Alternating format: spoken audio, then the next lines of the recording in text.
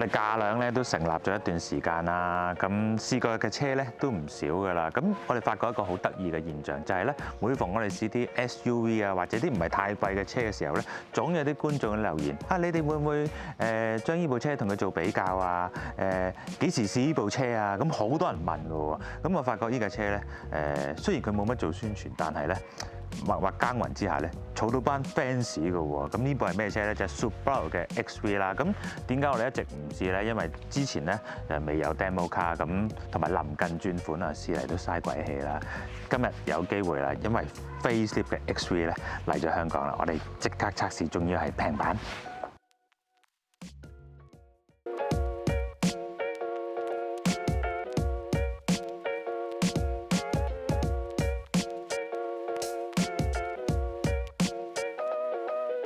先同大家講聲對唔住，因為我之前喺 Facebook 咧講呢架車係全新車，其實係第2代嘅第一次 facelift。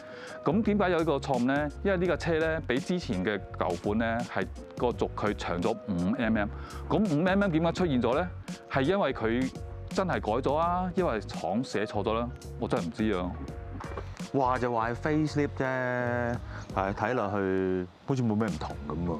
真係好似樣啊！開頭睇都係真係新車 facelift 版啊！問過代理啦，位面罩唔同咗，泵把唔同咗，頭燈個款都有少少唔同。喂，仲有黃色嘅燈，仲要上下都係喎。講咗啦，呢個平版嚟噶嘛，平版梗係啲設備少啲噶啦。咁樣呢燈膽，隨時去黑布街買個燈膽自己換都得啦嘛。咁都講得通。好似仲有少少唔同，但我又好似講唔出咁嘅，點解？你眼大睇過龍啦，就係呢個倒後鏡指揮燈。原本個指揮燈係響沙板嗰度啊，仲有新款拎呢套17寸拎就係呢個平版嘅標準配備。喂，車尾真係冇唔同啦話，一模一樣啦話，不過個頂架啊真係幾粗壯，我真係覺得唔錯。你啱，個車尾真係冇變過。不過 LED brake 燈嘅有，車廂有冇唔同咧？好似差唔多咁嘅。車廂冇乜點變啊，只係多咗少少嘢。得啊，嗱，等睇下先。喂，手動椅嚟嘅喎，你嗰張咧？都係手動，電動重啊嘛。扭嘅冷氣，啲復古啊，簡單啊嘛，呢啲唔易壞啊 ，soft touch 都易壞啊。冇天窗。偷輕嘛，要個天窗重咗架車咪嘥油咯。咁都得。嗱，咁啊講翻句公道説話啦，雖然佢設備咧就比較奉行呢個健康飲食主義啦，即係齋啦。咁咧，但係有啲嘢咧都值得讚嘅，例如咩咧？雖然佢冇乜名貴嘅用料，但係中控台呢個扮皮嘅膠咧有埋縫線添喎，有黑嘅。第二咧就係呢個碳纖紋咧，擺明係假嘅，但係咧摸落去咧有質感嘅喎。第三樣嘢咧，我好欣賞咧就係呢個軚盤啦。呢個軚盤咧直徑粗幼度一流，握持感好好，仲有埋橙色嘅縫線，有黑。第四樣正嘅咧，呢張凳咧雖然而家咧就係全布啦，但係佢嘅剪裁咧係好嘅。咁有個好消息話俾大家知，呢張凳咧可以加錢變成皮嘅。都好啊，但係俾我咧一定唔加，我覺得呢個摩擦度、支持度肯定比真皮仲好。仲有冇唔同咧？有，巧妙就係呢個軚盤呢兩粒掣，一個 S 一個 I， 就係個 SI Driver。哦，咁可以撳 S 就變 Sport Mode，I 就 Intelligent， 聰明咁解，可以幫你慳油。都係好嘅，有得揀總好過冇得揀啊嘛。仲有軚盤嗰度仲有個 Pedal Shift 啊，加減波，啱晒你啦。156匹啫喎。循例要試埋個後座啦。哇，好坐喎，legroom 夠喎 ，headroom 都夠，頭頂空間各方面空間都唔錯。設備係有啲咩咧？窗掣、雜物兜、手枕。啊！呢度冇冷氣出風口，冇 USB， 冇叉電位，乜都冇。當年你唔使答啦，你唔好同我講呢個係簡約，真係好簡約咯。陳生，稍安無躁，唔使落車啊你。話埋俾你聽，就係呢架車，不論平版、貴版，都係冇電尾盤嘅，係手動嘅。不過睇到個尾箱幾大喎，呢個容量咧有成385個公升，拍低所有凳咧就係1270公升，咁好實用下啦。仲有呢樣嘢，佢下邊呢個位咧，仲有個暗格嘅，可以收埋啲唔俾人知嘅嘢啊。咁差唔多啦，覺得陳生準備試車 ，Let's go！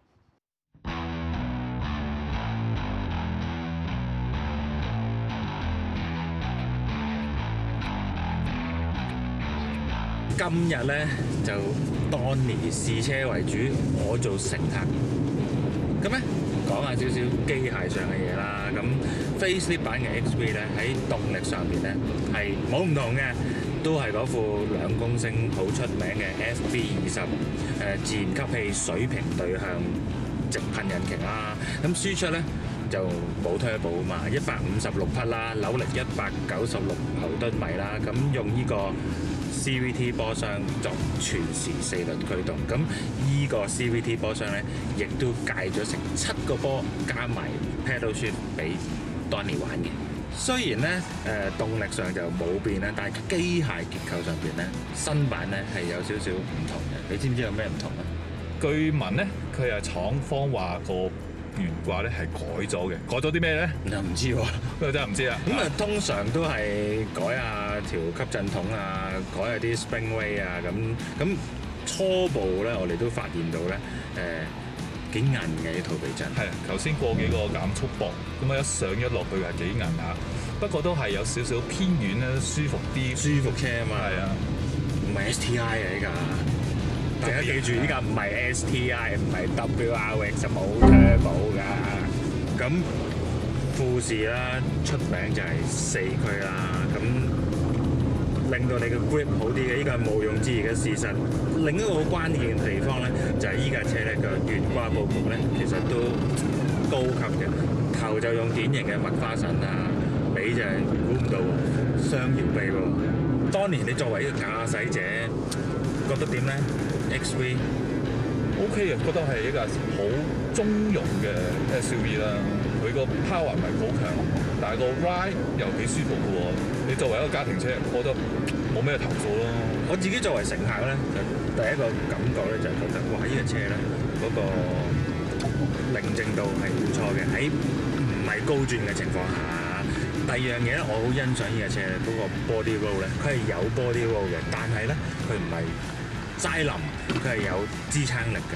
我同意你講法嘅，呢個避震咧雖然係偏重舒適性啦，比較即係啱啱揸落去覺得好啲軟，但係彎裏邊咧佢個車係側嘅，但係側下就會好定，跟住好伏咁樣行。咁佢個 tuning 真係比 Facelift 之前真係進步咗嘅。咁以前係有少少有少少未夠 refine， 有少少好似少少凳嘅。而家睇下呢啲響啲坑渠蓋啊，啲凹凸位啊，咁再加上佢用17寸個胎套厚一啲，咁啊濾震能力就好啲啦。咁再加上咧，依架車咧，你睇落去咧，佢離地佢係高嘅喎，但係咧佢重心好低，因為始終水平對向啦，加4驅呢樣嘢咧係幫到手嘅。咁呢種咁嘅駕駛感咧，同級嘅對手咧，其實呢架車冇乜同級對手。咁相比起各類型日系 SUV 咧，佢喺操控上邊咧係，我覺得係贏嘅，真係。不過咧，呢個 CVT 波箱咧，始終都有 CVT 一貫嘅老問題咧，就係高轉嘅時候咧就嘈一啲咯。咁啊 CVT 係咁噶啦，但係講你試過好多日本車都係好多用 CVT 啊，但係講富士嘅做個 CVT。都算係唔錯㗎啦，即係數一數二好㗎啦。咁當然你啊，如果係下重腳一腳大油又收又大油咁樣，當然係會令到個 engine 個轉數會升得好高，好嘈啦。油住揸啦，油住揸。油住揸就你唔係太得個好線嘅，咁即係好順嘅。可以頭先咁樣，我輕輕油佢就可以 match 到嗰個 engine 個速度，就好快就上到成60-70㗎啦。多咗呢個 SI Drive 呢個 mode 啦，你覺得個分別大唔大咧？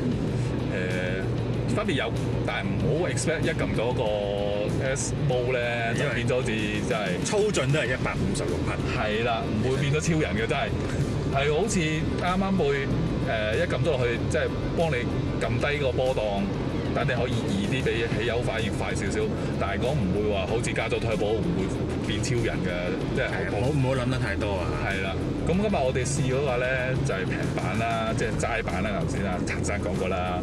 咁就另外仲有一個貴版，貴好多，貴成幾多啊？貴我而家有時間做資料，貴8皮嘢8萬蚊。係啊，貴8萬蚊，但係多咗好多嘢，即係我頭先覺得佢好唔好嗰啲嘢咧，全部都有。又唔係喎，好似咁啊，講俾大家聽啦，多咗啲咩咧？頭頂多天窗啦，全 LED 燈啦，18寸鈴啦，幾型嘅轉向嘅頭燈啦，依個 mon 就大啲啦，泊車嗰時會有360啦，你個司機位就有電動啦，我個位都係冇嘅，咁仲有最緊要嘅 EyeSight 嘅系統啦，真皮嘅凳啦，咁係咁多啦，咁啊相差8萬蚊，8萬蚊。機械結構係完全一樣，即係換言之，駕駛感係完全一樣，豪華咗，高級咗。計落咁多嘢，多8萬蚊係合理嘅，但係8萬蚊可唔可以逐啲加㗎？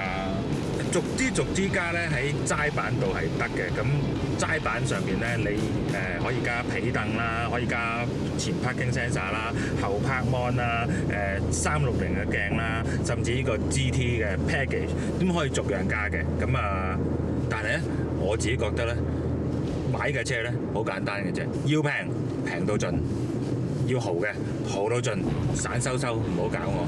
咁作一個簡單嘅小總結啦，當年你覺得20萬找200蚊都未夠飲餐茶，抵唔抵？抵啊！即係呢個係咁啊2公升級嘅 SUV， 仲要又係 Subaru 嘅全時行適4驅系統，出邊有幾多架係4驅㗎？全部都係頭轆嘅。係咯。不過咧，我有少少建議俾大家啦，因為始終咧呢架車有4驅系統啦，咁喺個油耗上邊咧就一定會比行頭轆嘅車多少少。廠方嘅數據咧就係7.3 L/100公里啦，計落去而家啲油價好鬼貴，計落去即係幾多錢啊？過4係咪差唔多？過三銀錢左右啦，咁未計折扣啦，咁你踩啊更加唔止啦。咁但係值得嘅另一個就係始終亦都係關乎佢有4驅嘅部分啦，多咗好多傳動嘅部件。咁嗰啲所謂嘅傳動部件咧，全部都係損耗嘅部件嚟嘅。咁你日後維修亦都會比一啲頭轆車多啲，但係你換來嘅係駕駛樂趣咯。咁攞20萬出嚟，我覺得值得嘅。喂，你而家買隻地通拿都唔得啊！20萬，20幾萬啊，黐線㗎！